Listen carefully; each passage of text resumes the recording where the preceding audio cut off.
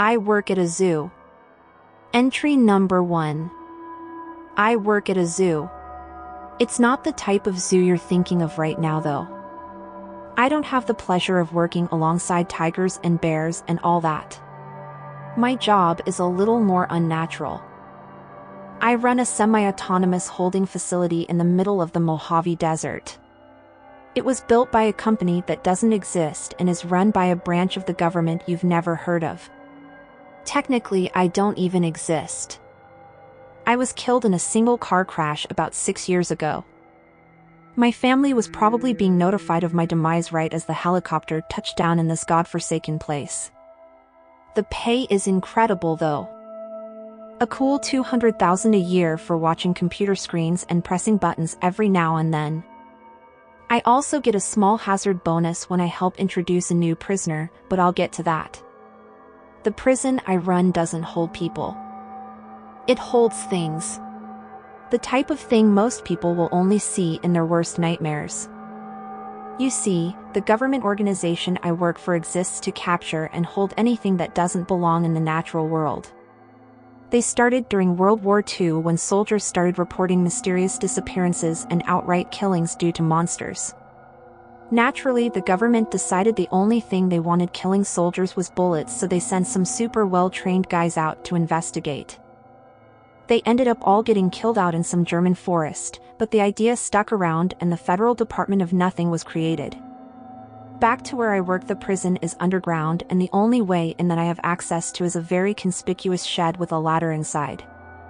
Once I'm inside, there's a full biometric smorgasbord of locks to get through that takes about 10 minutes. Not that anyone would be able to get down there anyways, what with all the landmines outside. It's actually pretty cozy from there. There's a nice set of living quarters, a huge kitchen that gets restocked by a drone every 2 months, and even a rec room with stuff like pinball machines and video games. I guess they don't want the one person with control of all these abominations getting bored. There are 1,024 cells that are all about 25 feet tall with security varying from a glass door to a stupidly thick titanium vault door. The prisoners tend to occupy the ones in the middle of the range, but at least I'm prepared. I have to check on them regularly to make sure there aren't any structural issues or giant demon horses running around.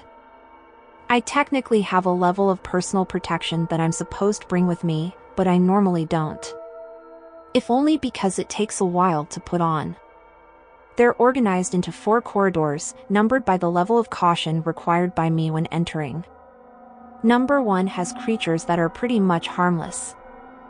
They might bite or scratch, but they aren't objectively dangerous.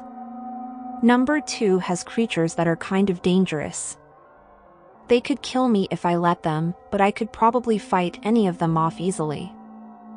I still bring a pistol just in case. Number 3 is where it starts to get bad.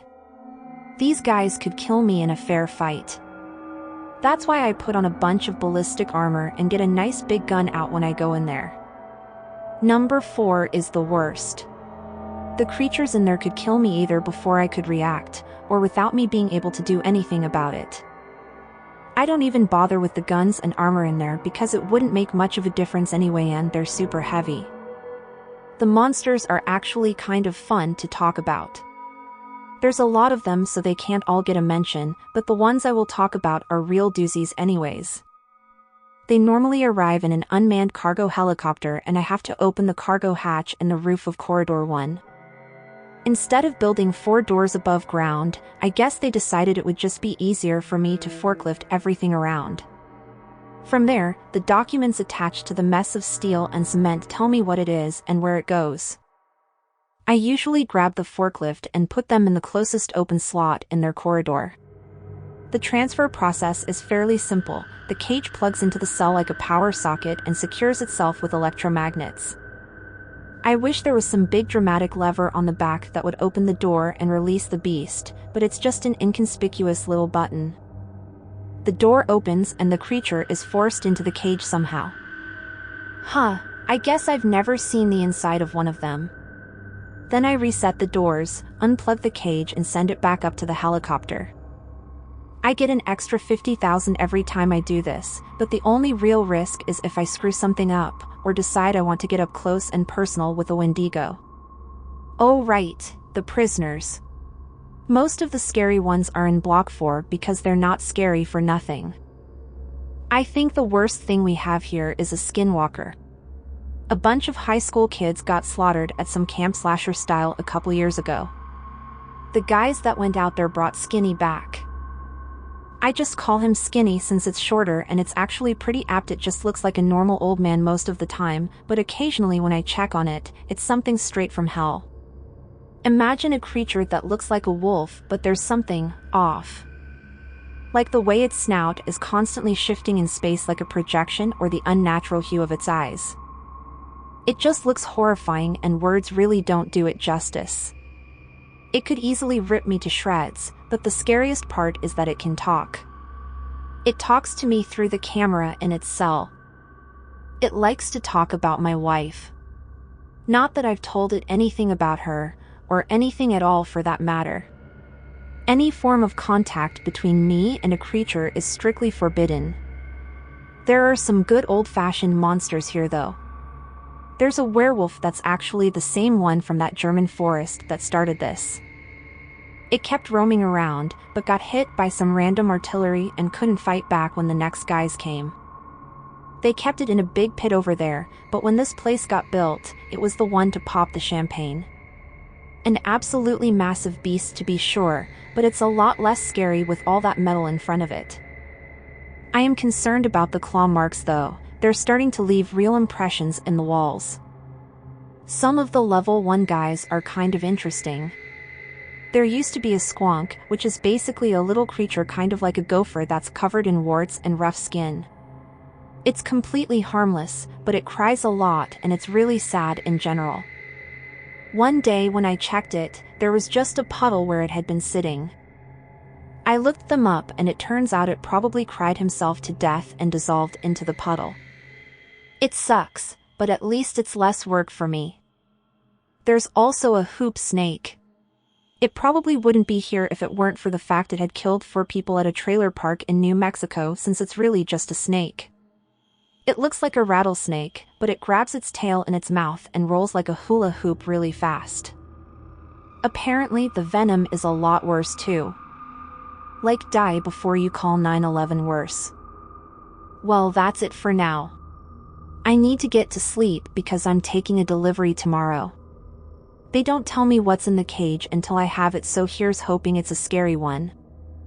Entry number 2, this is bad. The monster I took yesterday was another skinwalker. It went in the cell fine, but today it's not there anymore. I don't know what happened. Maybe it tricked me somehow and I don't remember. I've contacted my supervisor and he said a containment team will be here in 2 days. I'm locked down in the living quarters. The living quarters are tough to get into during a lockdown, but is by no means impossible. Especially if the roaring I hear getting louder means that the werewolf managed to gouge a hole in his cell. I told my supervisor about the claw marks, but he just said not to worry about it. Well, I'm worrying. I don't know what animal the new skinwalker is, but it was much younger than Skinny. I don't think it could figure out how to open the cells. But there is a control room at the back of each block that has some exposed wiring and stuff that I've been told supplies electricity to the electromagnets. I guess all that's left to do is wait and see if anything comes through the door before the containment team shows up. Entry number 3, I woke up and saw a lion sitting in my doorway last night. It had a huge mane and had his lips pulled back in one of the most terrifying snarls I have ever seen. It didn't look right though. The fur looked flat and monotonous, the snarl looked kind of smudged, like its skin got rotated slightly on its face, and the eyes were not feline. They were human eyes. Staring at me with all the contempt and hatred of someone who has every intention to kill you. I looked at my pistol on the table next to me, but it was too fast. It was on me before I could even think to reach for it. With impossible speed for a beast of that size, it seized my arm in its massive jaws and leveled its eyes 4 inches from mine. I knew then that it wasn't going to kill me. It was too smart to hesitate. It looked directly into my eyes for an eternity before releasing my arm and leaving with the same impossible speed it had surprised me with before. It was a warning. It was telling me to stay in here and not do anything to compromise its safety. Well, it's a little late for that because the team is getting here today. I know it can't take the whole team, but it can take a lot of them. If it managed to release any of the other monsters, the team won't stand a chance. I only told them that a skinwalker had gotten out, not that it had the potential to release more monsters. I guess we'll just wait and see. I lost my communications last night. Probably thanks to my new friend. I've just been pacing back and forth all day trying to figure out what I can do. I'm just going to sit down and wait. Entry number 4, the whole team is dead. I heard the firefight from in here. These guys must have had some serious firepower because all I heard for 15 minutes was constant gunfire and explosions before it started to fade away, probably because there were less men shooting. I had a feeling this would happen. I don't know what to do now. I put the ballistic equipment on and loaded my machine gun, but I know how well guns worked for the guys outside. I can only hope it decides I'm not worth its time while it continues whatever it's doing. It is doing something. I don't know what, but I can hear loud banging and weird groaning noises every once in a while. I would think it's trying to get out, but the door is wide open because the containment team destroyed it with a generous amount of explosives. I haven't seen it again, but I'm probably going to. If it can't figure out what it's doing, it's probably gonna make me do it. Entry number 5. They're both gone. Skinny and the new skinwalker, I mean. Apparently it was all a big plan to break out of the prison. The young skinwalker got captured on purpose and somehow convinced me to just let it out. It probably used that stupid magic that got it this way in the first place. After the containment team got wiped out, it wandered around looking for a way to open the door. It came back for me. It dragged me over to the front of Skinny's cell and said one word in a voice so lacking in human inflection or emotion it sends shivers down my spine even writing this now. Open. That's when I figured all of this out. I looked at the control room at the back and said to try cutting the cables in there. Before I could say to only cut the cables that go to the cell, it ran down the corridor with its ridiculous speed and sliced every wire clean in half with a single smooth motion of its paw. I would say all hell broke loose, but that's a bit of an understatement. The skinwalker was the first to realize what had happened and was back at the cell before I could blink. Then the room came to life. Every creature in here rushed towards the gate connecting to the main corridor. As they ran, they were biting, kicking, and scratching at each other mercilessly. By the time the mass of death and fury neared the gate, several of them were bleeding to death or already dead on the ground. The only two left to reach the gate were the werewolf and a chupacabra. Chupacabras aren't really what people think they are. All the stories describe them as a wild dog that just likes blood. In reality, they're more like a coyote with 8 long spider legs. They have razor-sharp claws at the end and they're almost as fast as the skinwalker was. They don't like blood, they need it. The two abominations reached the gate and turned to face each other. The werewolf let out a deafening roar of fury and the chupacabra started shrieking. I thought they were yelling at each other, but then the werewolf slumped to the ground and the chupacabra followed suit. Its shrieking getting louder and louder until cutting off suddenly. I watched in horror as the skinwalker strutted back towards us with blood dripping from its permanent snarl. The beast tugged on the handle to the door and it gave away with ease, revealing a wolf half the size of the beast sitting calmly in the center of the room. The two exchanged a single glance before I felt a sudden pressure in my chest and I realized I was in the air. I hit the wall opposite the gate hard enough to break at least a few ribs, if not something more serious. They both stared at me with an emotion in their eyes I couldn't discern and made a break for the gate.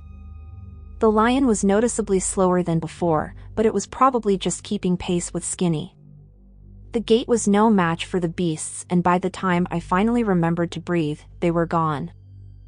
After throwing up out of fear, relief and pain combined, I pulled off my ballistic gear there in the corridor and struggled my way back to the office to see if I could get the word out that the team had been slaughtered and 2 skinwalkers were free.